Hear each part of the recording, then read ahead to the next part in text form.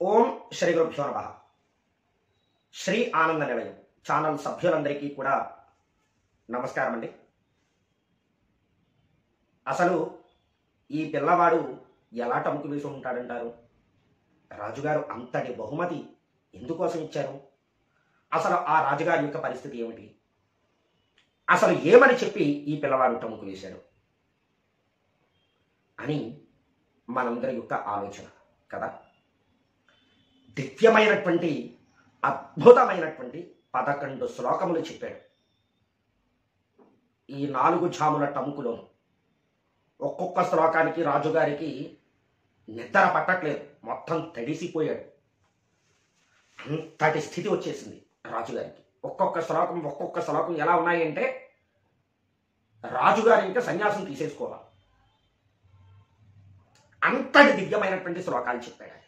ఆ పిల్లవాడు రాజుగారికి ఆశ్చర్యం. ఏమిటి అసలు రోజు వాయించేటువంటి చప్పుడు కాదు ఈ రోజు ఉన్నటువంటిది.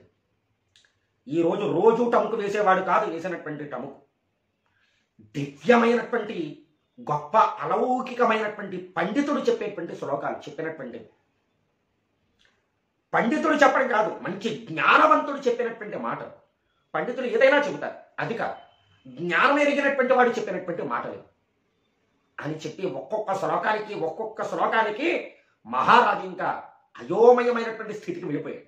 ఏమి చెప్పాడు అంటే మొదటి జాములో చెప్పాట, మాతా నాస్తి పితా నాస్తి నాస్తి బంధో సహోదర అర్ధం నాస్తి గృహం నాస్తి తస్మాత్ జాగ్రత్త జాగ్రత్త జాగ్రత్త అన్నట్ట. మళ్ళీ ఇంకొకటి చెప్పాడు, జన్మ దుఃఖం జరా దుఃఖం జాయా దుఃఖం పునః పునః సంసార సాగరం దుఃఖం తస్మాత్ జాగ్రత్త జాగ్రత్త జాగ్రత్త అన్నట్ట. కామ క్రోధశ్చ లోభశ్చ దేహే తిష్టతి తస్కరాః జ్ఞాన రత్నాపహారాయ తస్మాత్ జాగ్రత్త జాగ్రత్త జాగ్రత్త అన్నట్టు. ఇలా అనేసరికి రాజుగారికి నిద్ర పట్ల అసలు ఏం చెప్పాడు అనేటువంటి విషయాన్ని మనం ఇక్కడ వివరంగా తెలుసుకున్నాం. కాస్తంత ఓపికగా వినండి. ఈ విషయాలు ఎంత గొప్పవి అంటే అసలు ఆలోచించాలి, ఆలోచిస్తేనే కానీ ఎంతటి దివ్యమైనటువంటి శ్లోకాలు, మంచి తత్వవిధులు మాత్రమే చెప్పగలరు. అటువంటి అద్భుతమైనటువంటి శ్లోకాలు చెప్పాడు. ఈ వీడియోని మాత్రం పూర్తిగా చూడండి. మీరు ఎక్కడైనా గనక ఆపి లేతే స్కిప్ చేసో చూస్తే దీని యొక్క విషయం ఏమీ అర్థం కాదు. మీకు అర్థం అవ్వడం కోసం చాలా నెమ్మదిగా చెబుతున్నాను, అందువలన పూర్తిగా వినండి. మనం ఎన్నో వీడియోలు అవి చూస్తూ ఉంటాం, గంటలు సినిమాలు కూడా చూస్తాం కదా. కానీ ఇది మాత్రం సినిమా కాదు, జీవిత సత్యం కనుక అత్యంత శ్రద్ధగా చూడండి, వినండి. ఏమన్నాడు మొదటి శ్లోకంలో? మాతా నాస్తి, తల్లి లేదు. పితా నాస్తి, తండ్రి లేడు. నాస్తి బంధువులు లేరు. సహోదర, తోడబుట్టినటువంటి వారు కూడా లేరు. అర్థం నాస్తి, అంటే నువ్వు ఇంతకాలం కూడా నాది నాకు అని చెప్పేసి సంపాదించుకున్నావు కదా ధనం, డబ్బులు, అవి కూడా ఏమీ లేవు. గృహం నాస్తి, నువ్వు ఎంతో అందంగా దివ్యమైనటువంటి భవనాన్ని కట్టుకున్నావు. ఇది మంచి మార్బుల్స్ వేయించావు, ఇటాలియన్ మార్బుల్స్ వేయించావు, ఇంటికి హాల్టెక్కలు చేయించావు, వాల్తీరులు చేయించావు, బ్రహ్మాండమైనటువంటి సీలింగ్లన్నీ కూడా చేయించావు, సెంట్రల్ ఏసీలు కూడా పెట్టించుకున్నావు, దివ్యమైనటువంటి ఏదో అద్భుతమైనటువంటి మంచాలు, ఫర్నిచర్, అవి ఇవి అన్నీ. అసలు నీ ఇంట్లో ఏమీ ఇది లేని వస్తువు అనేటువంటిది లేదు. అంతటి దివ్యమైనటువంటి గృహం కట్టించేసుకున్నావు. ఎంతకాలం ఉంటావు? అది కూడా లేదు. తస్మాత్ జాగ్రత్త జాగ్రత్త జాగ్రత్త అని చెప్పేసి అన్నట్టు. అంటే తల్లి కానీ తండ్రి కానీ అన్నదమ్ములు కానీ బంధువులు కానీ వీరు ఎవ్వరూ కూడా ఉండరు. వాళ్ళందరూ ముందు వెనుక, ఎవరి ముందు ఎవరి వెనక అనేటువంటివి తర్వాత విషయాలు అవన్నీ కూడా. నాది అంటున్నావుగా, నువ్వు సంపాదించినటువంటి సొమ్ము అది ఉండదు. నువ్వు కష్టపడి కట్టించుకున్నటువంటి ఇల్లు ఉండదు, ఏమీ ఉండవు. జాగ్రత్త పడు, నువ్వు జాగ్రత్త పడు అని చెప్పేసి చెప్పాట. అలెగ్జాండర్ అనేటువంటి వాడు రాజ్యాలన్నింటినీ కూడా జయించి చనిపోయేటప్పుడు ఇంతటి రాజ్యాన్ని జయించాను, ఇంత సంపదనంతటిని కూడా నేను కూడగట్టాను, కానీ నేను ఏమీ తీసుకెళ్ళలేదు అని చెప్పి చేతులు రెండో సమాధిలోంచి పైకి పెట్టించి కూల్పించమన్నట్ట. ఆ జ్ఞానం భారతదేశం వచ్చాక కలిగింది ఆ అలెగ్జాండర్కి. అంతటి జ్ఞాన సంపన్నులు ఉన్నటువంటి దేశం ఏదైతే ఉన్నదో అది మన భారతదేశం. అదే ఇక్కడ చెప్పాడు, నువ్వు ఏమి పట్టుకెళ్ళవు కాబట్టి జాగ్రత్త పడు అన్నాడు. ఇక రెండవ శ్లోకం, జన్మ దుఃఖం జరా దుఃఖం జాయా దుఃఖం పునః పునః సంసార సాగరం దుఃఖం తస్మాత్ జాగ్రత్త జాగ్రత్త జాగ్రత్త అన్నాడు. అంటే జన్మ దుఃఖం, ఏడుస్తూ పుడతాడు మనిషి, అంతేగా, పుట్టడమే ఏడుస్తూ పుడతాడు. జరా దుఃఖం, మనం ప్రతి సంవత్సరం పుట్టినరోజు అని చెప్పేసి చేసుకుంటూ ఉంటాం. ఏదో చాలా గొప్ప గొప్ప హడావుళ్ళు, మొదటి సంవత్సరం పుట్టినరోజు అంటే ఇంచుమించుగా తెగిపోవాలి కొన్ని జంతువులు, మొత్తం అందరినీ కాకేస్తాం, చాలా గొప్ప పండగలు చేస్తాం. అది అయిపోయింది. అలా పెరుగుతూ పెరుగుతూ ఉంటే ఇంకా కేక్ కటింగ్లు అవి ఇవి, దీపాలు ఆర్పేయడం, దాని మీద ఎంతెంత కొవ్వొత్తులు పెట్టి ఆ దీపాలన్నీ ఆర్పేయడం, ఎన్ని పుట్టినరోజులైతే అన్ని దీపాలు ఆర్పేయడం, ఆ కేకులు కోసుకోవడం అని చెప్పేసి ఇలా మనం చాలా రకాల విషయాలన్నీ కూడా చేస్తూ ఉంటాం. ఎందుకోసం ఎప్పుడైనా ఆలోచించారా? భగవంతుడు మనకి ఇచ్చినటువంటి ఆయుర్దాయంలో ఒక సంవత్సరం గడిచిపోయింది, నువ్వు ఏం సాధించావు? అందువలన ఏమిటయ్యా అంటే మనం పుట్టినరోజు చేసుకోవడం అంతటి అంటే చేసుకోవద్దని కాదు, ఆ జన్మదినం అనేటువంటిది చేసుకోవాలి. చక్కగా స్నానం చేసి అక్కడ ఎవరైతే చిరంజీవులు ఉన్నారో వారందరినీ కూడా స్మరించాలి. ఆ రోజు చిన్న పిల్లలు ఆరోగ్యవంతంగా ఉండాలి అని చెప్పి అక్కడ ఒక పూజా కార్యక్రమం ఒకటి ఉన్నది. అది తర్వాత ఎపిసోడ్లో ఎప్పుడప్పుడు చెబుతాను, పుట్టినరోజు ఏమి చేయాలి అనేటువంటి విషయాన్ని. అలా ఆ రోజు ఆ పూజా కార్యక్రమం చేయాలి. ఆ తర్వాత చక్కగా దేవాలయానికి వెళ్ళాలి, వెళ్ళి అక్కడ ఉన్నటువంటి దేవతామూర్తుల్ని దర్శించుకుని కాస్తంత పూజా పునస్కారం ఏదో ఒకటి చేసుకోవాలి. ఆ తదనంతర కాలంలో మీకు కలిగినటువంటి విధంగా ఏదో కాస్తంత దాన ధర్మాలు అనేటువంటివి ఆ పిల్లవాడి చేతుల మీదుగా చేయాలి.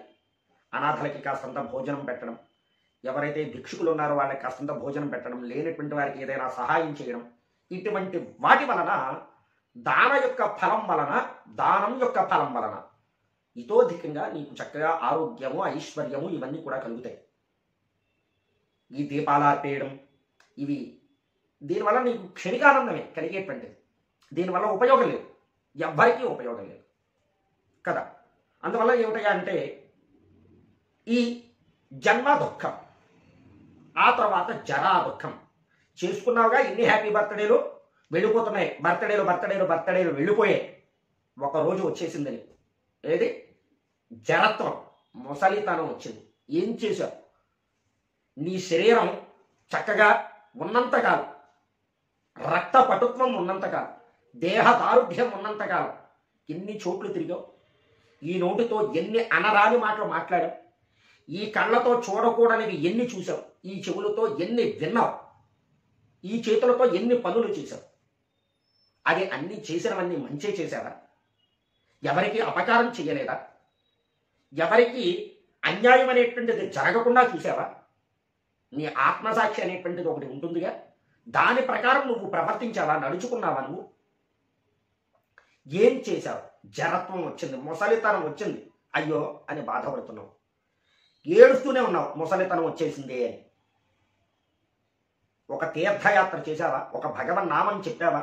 ఒక మంచి పాట విన్నావా? భగవంతుడి కీర్తన విన్నావా చెవులతో? జరా దుఃఖం, ముసలితనం వచ్చేసింది, ఏమీ కదలట్లేదు ఈ శరీరంకి, ఇక్కడి నుంచి ఒకడు చెయ్యిస్తేనే కానీ లేవలేకపోతున్నాను అని ఏడుస్తున్నావు. కానీ ఉన్నంతకాలం నువ్వు ఏం చేశావు? ఈ శరీరంతో ఏదైనా చేశావా? అదే జరా దుఃఖం అని చెప్పి చెబుతున్నాడు. జాయా దుఃఖం, భార్య లేదంటే భార్యకి భర్త, అది కూడా దుఃఖమే. ఎందుకు? నువ్వు పెళ్లి చేసుకోలే, నీకు భార్య ఉండదు, పిల్లలు ఉండరు, ఇంకెవరు ఉండరు నీకు, కానీ నువ్వు పెళ్లి చేసుకున్నావు, గృహస్థాశ్రమాన్ని స్వీకరించావు. ఎన్ని రకాలైనటువంటి బాధ్యతలు పెరుగుతాయి. బాధ్యత అనేటువంటిది దుఃఖానికి హేతు కదా. చేసుకోవద్దని ఎక్కడా చెప్పలేదు, కానీ మనిషి యొక్క జీవనం ఎలా ఉండాలి అంటేట తామరాకు మీద నీటి బిందువు వలె ఉండాలి. తామరాకు మీద నీటి చుక్క పడుతుంది, తామరాకు మీద ఉంటుందా అంటే ఉంటుంది, కానీ అది కొంచెం ఇలా వాళ్తే జారిపోయి విడిపోతుంది కదా, అలా ఉండాలి. జాయా దుఃఖం పునః పునః, ఎలాంటి ఇవన్నీ మళ్ళీ మళ్ళీ మళ్ళీ మళ్ళీ మళ్ళీ మళ్ళీ రీసైకిల్ మళ్ళీ జరుగుతూనే ఉంటాయి ఇలా. ఎందుకంటే నువ్వు ఇహలోకంలో ప్రతి దాని మీద వ్యామోహమేగా, నీకు దేని మీద వ్యామోహం లేదు. అలా ప్రతి దాని మీద నువ్వు వ్యామోహాన్ని పొందేవుగా. ఆ వ్యామోహం పొందడం వల్ల మళ్ళీ పునరపి జననం పునరపి మరణం పునరపి జనని జఠరే శయనం ఇహ సంసారే బహుదుఃఖారే భగవంతుడు స్తోత్రం మళ్ళీ ఇలా. అందువలన నువ్వు జాగ్రత్త పడు అన్నట్ట రెండో టముకు వేసి రెండవ శ్లోకం. ఆ తర్వాత ఇంకొకటి చెప్పారు, కామ క్రోధశ్చ లోభశ్చ దేహే తిష్టతి తస్కరాః జ్ఞాన రత్నాపహారాయ తస్మాత్ జాగ్రత్త జాగ్రత్త జాగ్రత్త. మనకి శత్రువులు ఉంటారు, మనమంటే పడని వారు, వాళ్ళంటే మనకి పడని వాళ్ళు, ఎవరో ఒకరు ఉంటారుగా, ఉంటారు. ఎందుకు? నువ్వు అనుకోవడం వల్ల. వాడు నాకు శత్రువు అని నువ్వు అనుకోవడం వల్ల నీకు శత్రువు ఉన్నాడు, వాడు నాకు శత్రువు అని అవతల వాడు అనుకోవడం వల్ల శత్రుత్వం అనేటువంటిది కలిగింది. సమభావన లేదుగా నీకు కదా. ఇలా శత్రుత్వం ఏదో ఒకటి పెట్టుకుని ప్రతిదాన్ని నువ్వు శత్రుభావన కింద చూస్తున్నావు. కానీ నీకంటే వాడికంటే కూడా దివ్యమైనటువంటి శత్రువులు ఉన్నారు. ఎక్కడో కాదు, బయట కాదు, బయట ఉన్నటువంటి వాళ్ళు ఎవ్వరు కూడా శాశ్వతమైన శత్రువులు శాశ్వతమైనటువంటి మిత్రులు కానీ ఎవరు ఉండరు. కానీ శాశ్వతమైనటువంటి శత్రువులు ఎక్కడో కాదు, నీ శరీరంలో ఉన్నారు. నీ శరీరంలో శాశ్వతమైనటువంటి శత్రువులు ఉన్నారు. ఎవరో తెలుసా? కామము, క్రోధము, లోభము, మోహము, మదము, మాత్సర్యం అనేటువంటి అరిషడ్వర్గములు అని పిలుస్తారు. ఇవి 6 కూడా నీ శరీరాన్ని దొంగిలించేశాయి. దాంట్లో ఏ డౌట్ లేదు, నో డౌట్. ఇవి దొంగిలించేశాయి. ఇవి దొంగిలించి ఏం చేశాయి అంటే జ్ఞానం అనేటువంటి దిగ్గమైనటువంటి రత్నాన్ని అవి దొబ్బేశాయి. నీకు జ్ఞానం ఉందా? నీకు జ్ఞానం ఉందా? ఇవి దొబ్బేశాయి. ఇంకెక్కడుంది నీ జ్ఞానం?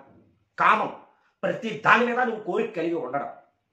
క్రోధం, అది దక్కలేదనేటువంటి ఒక దివ్యమైనటువంటి భావం, దివ్యమే ఇంక నీకది క్రోధం. లోభం అంటే ఎవరికో ఒక దానం చెయ్యాలి, ఒక ధర్మం చెయ్యాలి, ఆ చెయ్యడంలో లుబ్ధత్వం. మోహం, ప్రతి దాని మీద మమకారం ఏర్పాటు చేసుకోవడం. ఏది? కొడుకులు మమకారం, సంపాదించావు కొడుకులకి మోహం. కొడుకులు అయిన తర్వాత మనవడు పుట్టే, అబ్బా ఇంకా పెరిగిపోయింది, అబ్బా నా మనవడు, అబ్బా వాడేమో తాత అనేసాడు, తాత. వ్యామోహం, మోహం, విపరీతమైన మోహం. కొడుకు కంటే మించిపోయింది. వాడి కోసం కూడా సంపాదించేయాలి, ఇంకా నాన్ స్టాప్. ఇంకా మోహం. మునిమనవుడు కూడా ఎత్తేయాలి, వాడి కోసం కూడా సంపాదించేయాలి, అనుమనవుల వరకు సంపాదించేయాలి. ఎంతకాలం? ఏమీ లేదా ఇంకా. లుబ్ధత్వం, మోహం, కామ, క్రోధ, లోభ, మోహ, మదం, బాగా మాత్సర్యం, ఇవన్నీ కూడా నీ శరీరాన్ని దొంగిలించేసేది. ఎక్కడా నీకు బుద్ధి జ్ఞానం అనేటువంటిది పనిచేయట్లే. ఇవి 6 కూడా దొంగిలించేసి నీ శరీరాన్ని ఎక్కడా పని చేయకుండా చేస్తున్నాయి.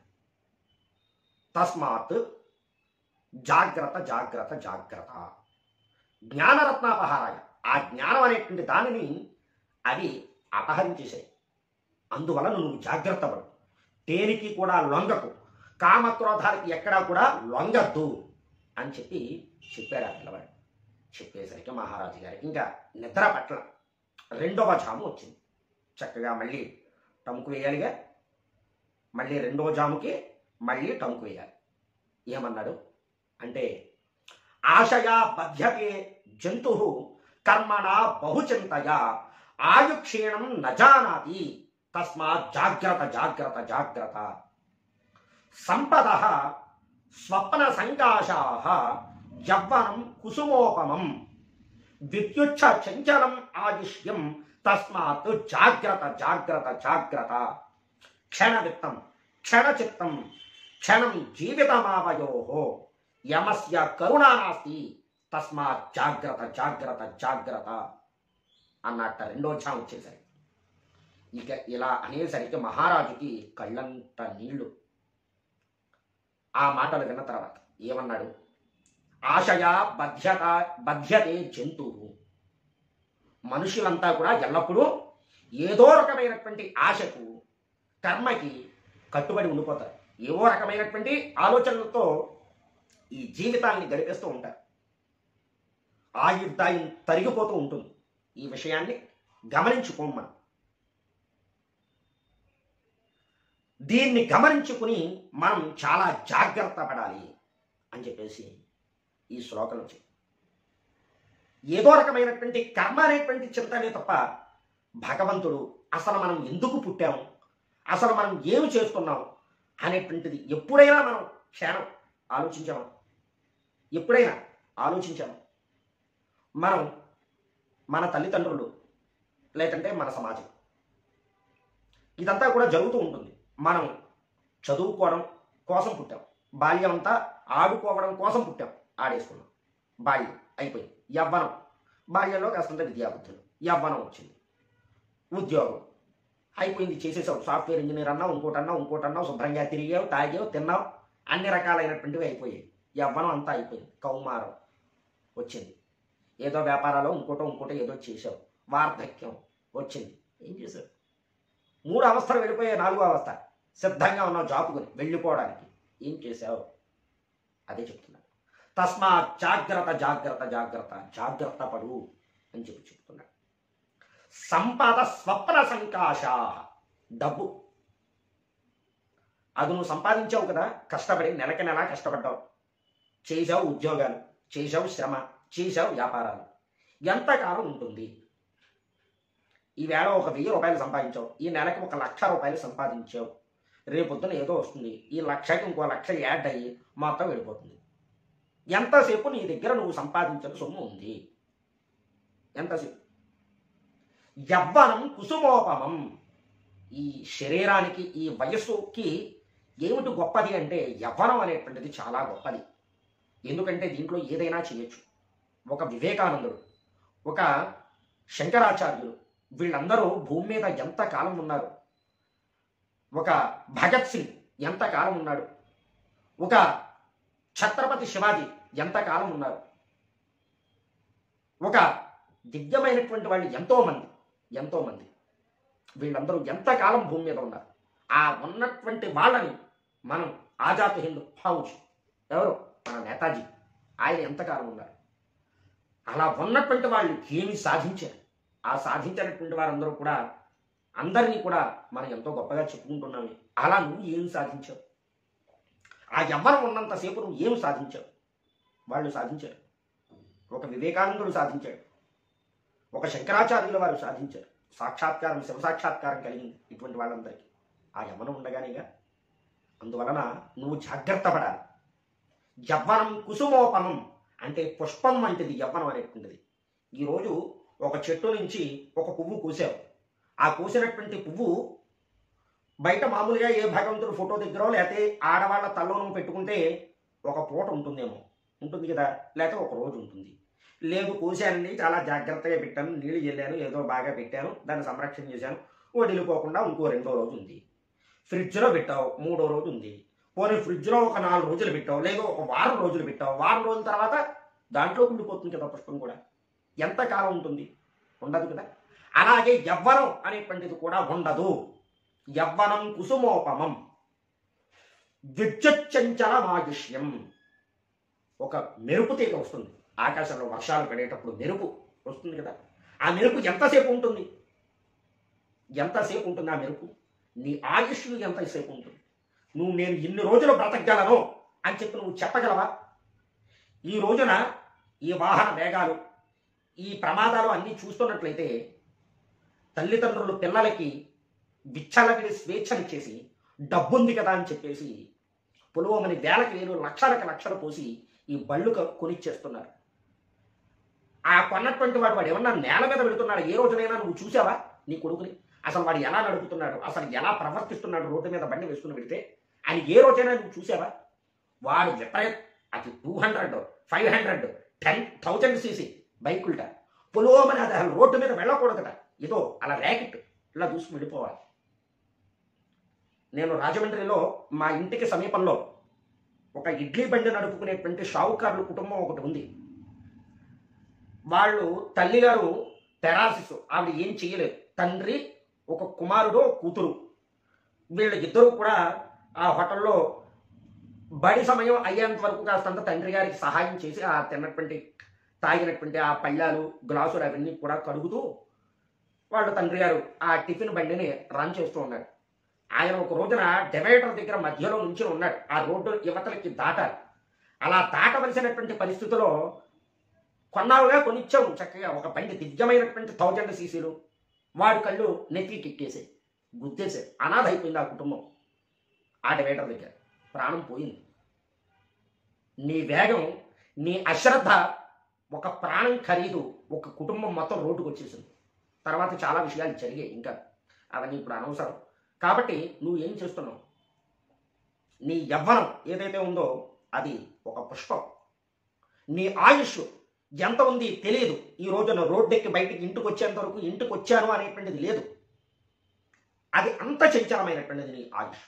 కనుక జాగ్రత్త పడు, జాగ్రత్త పడు అని చెప్పేసి చెప్పాడు. తర్వాత క్షణవిత్తం క్షణచిత్తం క్షణం జీవితమావయో యమస్య కరుణా నాస్తి తస్మాత్ జాగ్రత్త జాగ్రత్త జాగ్రత్త.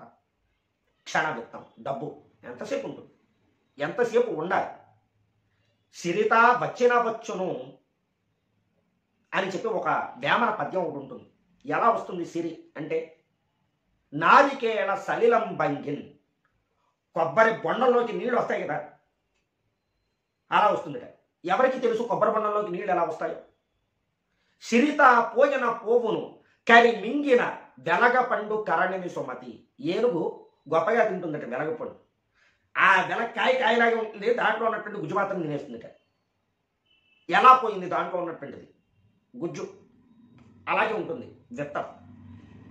నువ్వు సంపాదించుకున్నాను, నేను సంపాదించుకున్నాను అంటాం కదా, ఆ డబ్బు ఎలా వస్తుంది, ఎలా పోయింది? క్షణ విత్తం, క్షణం చాలు అది పోవడానికి, అది రావడానికి క్షణమే చాలు. క్షణ చిత్తం, చిత్తం ఈ బుద్ధి ఒక మంచి దాని పట్ల, ఒక మంచి విషయం పట్ల ఎంతసేపు నిలుస్తుంది, ఎంతసేపు నువ్వు నిలబెట్టగలవు? ఏదో భగవంతుడు పూజ చేసుకున్నావు ఈ రోజున, ఏమండి చక్కగా ఏదో ఉదాహరణ ఏదో పెళ్లి చేసుకుంటున్నారు అనుకోండి, చక్కగా పంతులు గారు విఘ్నేశ్వర పూజతో ప్రారంభం చేస్తారు. ఏమండి ఆ వినాయకుడి మీద 2 అక్షతలు వెండి, పువ్వు వెండి, నమస్కారం చేయండి అని చెప్పేసి అంటాం. ఈలోగా వాడు ఉంటాడు వెనక, నీ ముందే ఓ 4 ఉంటారు. వాడు ఒకళ్ళు కూడా కాదు. ఏమన్నా ఎలా చూడండి, ఎలా చూడండి, ఎలా చూడండి. భగవంతుడి మీద నీ మనసు ఏమైపోయింది? ఏమైపోయింది నీ మనసు? ఉందా? నీ బుద్ధి పనిచేసిందా ఎక్కడైనా? నేను చేస్తున్నటువంటిది భగవంతుడు పూజా కార్యక్రమమే, ఇలాంటి తింగర వేషాలు వేయకూడదు, వినాయకుడిని ఎత్తి మీద చెయ్యి పెట్టి అలాగే తింగర వేషాలు వేస్తూ కూర్చోకూడదు అనేటువంటి విషయం నీ బుద్ధికి తెలియాలిగా. పాతయో పాద్యం సమర్పయామి అన్నావు అంటే ఏమిటి? భగవంతుడా, ఓ ఈశ్వర, నీ కాళ్ళు నేను కడుగుతున్నాను అనేటువంటి భావన. భగవంతుడు కాళ్ళు పుచ్చుకుని చక్కగా నువ్వు నీళ్లు పోసి కడుగుతున్నావు. ఏమంటే ఎలా చూడండి, ఎలా చూడండి. ఎక్కడ కడిగావు? నీ బుద్ధి ఏమన్నా పనిచేసిందా? నువ్వు భగవంతుడికి నిజంగా పాతయోహ పాత్యం సమర్పయామి కాళ్ళు కడిగేటువంటి భావనే నీకుందా? లేదు. చక్కగా హారతి పెట్టావు, నైవేద్యం పెట్టావు ఏమిటి? ఏదో అట్టుబండో బెల్లం ముక్కో పెట్టావు. పెట్టిన దాన్ని నీళ్ళు జల్లి ఎలా ఎలా చూపించావు. ఏమంటే ఎలా చూడండి, ఎలా చూడండి. ఎక్కడ నువ్వు ప్రాణాహుతులు భగవంతుడా నువ్వు తిను అనేటువంటి భావన చేత నువ్వు ఎక్కడ చూపించావు నువ్వు భగవంతుడికి ఆ కృతజ్ఞత భావన? ఎక్కడ పనిచేసింది నీ బుద్ధి? క్షణ చిత్తం, ఆ మాటే చెప్తున్నాడు ఇక్కడ. నేను కాస్తంత వివరంగా చెబుతున్నాను అంతే. క్షణ చిత్తం, చిత్తం అంటే బుద్ధి. ఎంతసేపు నీ బుద్ధి భగవంతుడి పట్ల నిలకడగా ఉంది, ఉందా? అదే చెప్తున్నాడు. క్షణం జీవితమావయో, ప్రాణం ఎంతసేపు ఈ శరీరంలో ఉండాలి, ఎంతసేపు ఉంటుంది. యమస్య కరుణా నాస్తి, లేదు. ఆయన మహానుభావుడండి. ఆయన నువ్వు చేసినవన్నీ ఒక ఆయన లెక్క కట్టేస్తూ ఉంటాడు, ఇంకో ఆయన తీసుకెళ్ళిపోతాడు. నువ్వు లెక్కేసుకో, కానీ నువ్వు మాత్రం లెక్క వేయవు. కానీ ఆయన ఉన్నాడు లెక్కేసే. మనం ఎంతసేపు ఎంత సంపాదించాం, మనకి ఎన్ని బంగళాలు కట్టాం, ఎన్ని కార్లు కొన్నాం, ఎన్ని విమానాల్లో మనం ప్రయాణం చేసాం, ఇదే మనం లెక్కేస్తాం. అంతే తప్పితే మనం ఎన్ని రోజులు ఉంటాం, మనం ఏ పనులు చేశాం, మనకు ఉపయోగపడేటువంటి పని చేశామా ఏ రోజైనా అనేటువంటిది మనం ఆలోచిస్తామా ఏ రోజైనా? అందుకనే యమస్య కరుణా నాస్తి, ఆయనకి కరుణ లేదటండి. ఆయన కరుణ కలిగినటువంటి వాడు కాదు. తస్మాత్ జాగ్రత్త జాగ్రత్త జాగ్రత్త అది చెప్పాడు. రాజుగారికి ఇంకా కన్నీళ్ళు ఆగట్లేదు, గుండె బరువెక్కిపోయింది. తర్వాత ఏం చెబుతాడో అనుకున్నట్ట మూడో ఝాం వచ్చింది. మూడో ఝాం, యావత్కాలం భవేత్ కర్మ తావత్ తిష్టతి జంతవ తస్మాన్ క్షీణే వినశ్యంతి తత్రక పరివేదన అన్నట్ట మూడో ఝాం వచ్చేసరికి ప్రపంచంలో తమ యొక్క కర్మ బంధము ఎంతవరకు ఉంటుందో తెలియదు. కర్మ బంధం ఎంతవరకు ఉంటుందో తెలియదు. అంతవరకే ప్రాణులు ఎవరైనా సరే జీవిస్తారు. మనం ఎంతవరకు మనకి దీని మీద బంధం ఉంటుందో, అంటే నువ్వు ఇల్లు కట్టుకున్నావు, కట్టుకున్న తర్వాత దాంట్లో నువ్వు ఎంతకాలం ఉంటావు ఏమో తెలియదు కదా. నువ్వు పెళ్లి చేసుకున్నావు, నువ్వు భార్యతో ఎంతకాలం ఉంటావు తెలియదు. చక్కగా సంతానాన్ని పొందావు, నీ పిల్లలతో నువ్వు ఎంతకాలం ఉంటావు తెలియదు. నువ్వు సినిమాకి వెళ్ళావు, వెళ్ళిన తర్వాత వాడు 2 గంటలు 2:30 గంటలు అంటాడు, అది తెలిసింది. అంటే దీని సమయం ఎంతవరకునే ఉంది అంటే అంతవరకు ఉందన్న విషయం తెలిసింది కదా. తెలియడం వల్ల ఆ దాటిన తర్వాత వాడు తోసేస్తాడు వాడు. కానీ ఇక్కడ నువ్వు ఎంతసేపు ఉంటావో నీకు తెలియదు, ఆయన తీసుకెళ్ళిపోతాడే. అందువల్ల ఏమిటంటే ఎంతకాలం మనం ఈ భూమి మీద రాసిపెట్టి ఉందో అంతకాలమే కర్మ ఉన్నంతసేపే మనం ఇక్కడ ఉంటాం, అంతవరకే ప్రాణులు జీవిస్తారు. కర్మబంధం వీడిపోతే ఎవరైనా సరే వెళ్ళిపోవలసిందే. జనన మరణాలు అనేటువంటివి జీవన ధర్మం.